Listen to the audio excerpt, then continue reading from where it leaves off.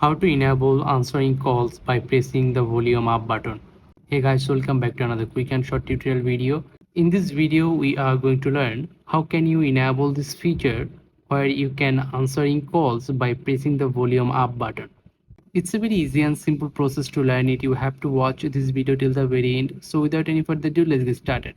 First of all, go ahead and open up your mobile settings, and once you are on your mobile settings, now scroll down until you find accessibility.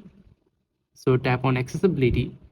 And guys, I want to say something to you. After watching this video, if you think this video is useful, then don't forget to like this video and subscribe to the channel.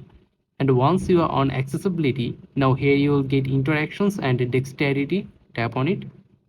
And after that, here you will get interactions. Under the interactions section, you will get answering and ending calls. Tap on it. And after that, here you will get press volume up to answer calls. Enable this toggle. And from now on, whenever you receive an incoming call, simply pressing the volume up button will answer the call. I hope you understand the full process. If you think this video is useful, then don't forget to like this video and subscribe to the channel. I'll catch you in the next video. Till then, take care. Goodbye.